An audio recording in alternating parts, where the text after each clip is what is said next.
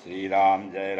जय राम श्री राम जय जय राम। नारायण समारंभां शंकराचार्य मध्यमां अस्मदाचार्य पर्यन्तां वंदे गुरु परंपरां। ओम श्री सीतारामचंद्राभ्यां नमः। ओम महेश्वराभ्यां नमः। ओम श्री एकादशी दक्षिणेश्वर धाम ते नमः। सत्संग क्रम में आज जो है श्रीमद् भागवत कथा से, श्रीमद् भागवत पुराण से तृतीय स्कंद की 27वें अध्याय कथा, जिसमें प्रकृति और पुरुष के विवेक से मोक्ष प्राप्त का वर्णन की कथा हो रही है। श्री भगवान कहते हैं, प्रकृतिस्थो भी पुरुषो नान्यते प्रकृतैर्गुणैः अविकाराद् कर्तृत्वं निर्गुणात्वज्जलार्कवत्। श्री भगवान कहते हैं,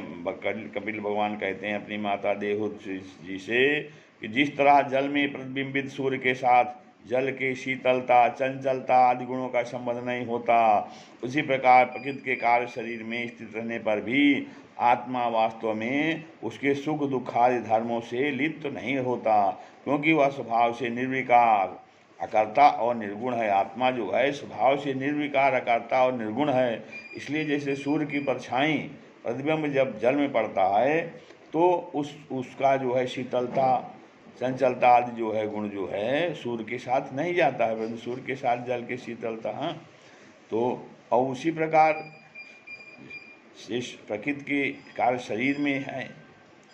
और जो है जो आत्मा शरीर के अंदर है, तो आत्मा जो है वो स्वभाव से क्या है, निर्विकार है, अकर्ता है और निर्गुण है।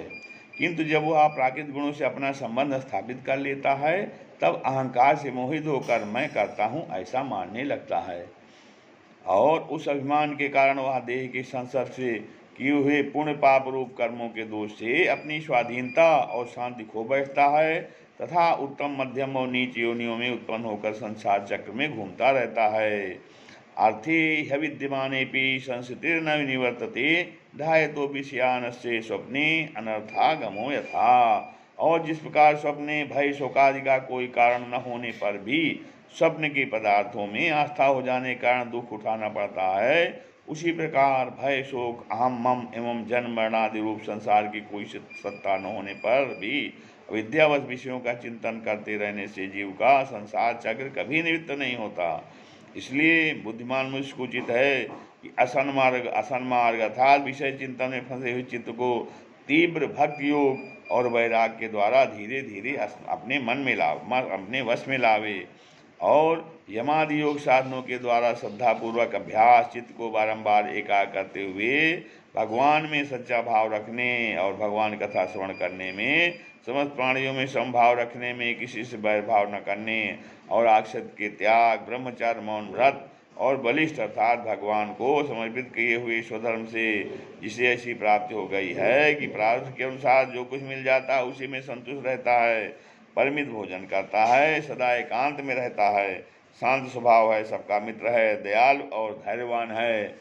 प्रकृति और पुरुष के वास्तविक स्वरूप के अनुभव से प्राप्त हुए तत्व ज्ञान के कारण स्त्री पुत्र आदि संबंधियों के सहित इस देह में मैं मेरेपन का मिथ्या विनिवेश नहीं करता, बुद्धि की जागृत आदि अवस्थाओं से भी अलग हो गया है तथा परमात्मा के सिवा और कोई वस्तु नहीं देखता। वह आत्मदर्शी मुनि नेत्रों से सूर्य को देखने की भांति अपने शुद्ध अंतःकरण द्वारा परमात्मा का साक्षात्कार कर उस अद्वितीय ब्रह्म पद को प्राप्त हो जाता है, जो देहादि संपूर्ण उपाधियों से पृथक अहंकार आदि मिथ्या वस्तुओं में सत्य रूप से भासने वाला,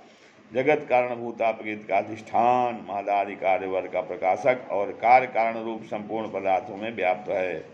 और जिस प्रकार जल में पड़ा हुआ सूर्य का प्रतिबिंब दीवार पर पड़े हुए अपने आभास के संबंध से देखा जाता है, जल में दिखने वाले प्रतिबिंब से आकाशीय सूर्य का ज्ञान होता है, उसी प्रकार वैकारिक आदिभेद से तीन प्रकार का अहंकार देह, इंद्रिय और मन में स्थित अपने प्रतिबिंबों से लक्षित होता है, और फिर सत परमात्मा के प्रतिबिंब युक्त उस अहंकार के द्वारा सत्य ज्ञान स्वरूप परमात्मा का दर्शन होता है, जो सुषुप्त के समय निद्रा से शब्दादि सूक्ष्म इंद्रिय और मन बुद्धि आदि के अव्याकृत में लीन हो जाने पर स्वयं जागता रहता है और सर्वथा अहंकार शून्य है। जागृत अवस्था में यह आत्मा भूत सूक्ष्म स्वर के दृष्टा रूप में स्पष्टतया अनुभव में आता है, किंतु सुषुप्त के समय अपने उपाधिभूत अहंकार का नाश होने से वह ब्रह्मवश अपने को ही नष्ट हुआ मान लेता है, और जिस प्रकार धन का नाश हो जाने पर मनुष्य अपने को भी नष्ट हुआ मानकर अत्यंत व्याकुल हो जाता है, उसी प्रकार वह भी अत्यंत निवश होकर नष्टवत हो जाता है।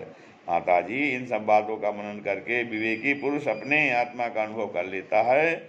जो अहंकार के सहित संपूर्ण तत्वों का अधिष्ठान और प्रकाशक है। फिर देवहूत जी पूछ रही हैं कि प्रभो, पुरुष और प्रकृति दोनों ही नित्य और एक दूसरे के आश्रय से रहने वाले हैं, इसलिए प्रकृति तो पुरुष को कभी छोड़ ही नहीं सकती। ब्रह्मांड जिस प्रकार गंध और पृथ्वी तथा रस और जल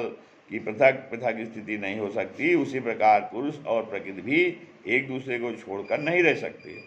अतः जिनके आश्रय से अकर्ता पुरुष को यह कर्म बंधन प्राप्त हुआ है, उन प्रकृति के गुणों के रहते हुए उसे कैवल्य पद कैसे प्राप्त होगा? यह तत्वों का विचार करने से कभी यह संसार बंधन का तीव्र भय निमित्त हो भी जाए, तो भी उसके निमित्तभूत प्राकृत गुणों का अभाव न होने से वह भय फिर उपस्थित हो सकता है। श्री भगवान ने कहा, माता जी, जिस प्रकार अग्नि का उत्पत्ति स्थान अरण्य अपने से ही उत्पन्न अग्नि से जलकर भस्म हो जाती है, उसी प्रकार निष्काम भाव से किए हुए स्वधर्म पालन द्वारा अंतःकरण शुद्ध होने से बहुत समय तक भगवत कथा श्रवण द्वारा पुष्ट हुई मेरी तीव्र भक्ति से और तत्व साक्षात्कार कराने वाले ज्ञान से और प्रबल वैराग्य से, व्रत नियम आदि के सहित किए हुए ध्यानाभ्यास से और चित्त की प्रगाढ़ एकाग्रता से पुरुष की प्रकृति अविद्या दिन रात क्षीण होती हुई धीरे धीरे लीन हो जाती है। फिर नित्यप्रद दोष दिखने से भोग का त्यागी हुई वह प्रकृति अपने स्वरूप में स्थित और स्वतंत्र बंधन मुक्त हुए उस पुरुष का कुछ भी नहीं बिगाड़ सकती। जैसे सोए हुए पुरुष को स्वप्न में कितने ही अनर्थों का अनुभव करना पड़ता है, किंतु जग पड़ने पर उसे उन स्वप्नों के अनुभव से किसी प्रकार का मोह नहीं होता है। तो एवं विदित तत्व से प्रकृतिर्मयी मानसम युंजंतो नापि कुरुतो आत्मा रामस्य करहिचित।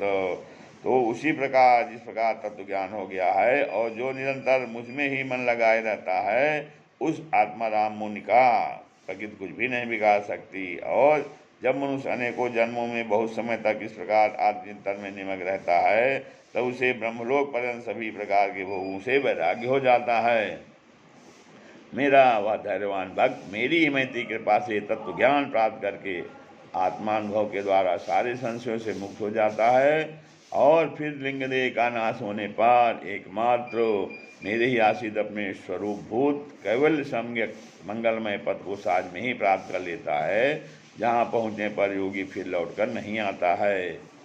माता जी, यदि योगी का चित्त योग साधना से बड़ी हुई मायामयी अनिमाल सिद्धियों में जिनकी प्राप्ति का योग के सिवा कोई साधन नहीं है, नहीं फंसता, तो उसे मेरा वह अविनाशी पद प्राप्त होता है, जहाँ मृत्यु की कुछ भी दाल नहीं गलती।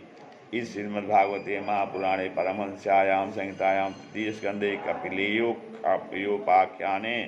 सप्तविंशोऽध्यायः। श्रीराम जय राम, जय जय राम, श्रीराम जय।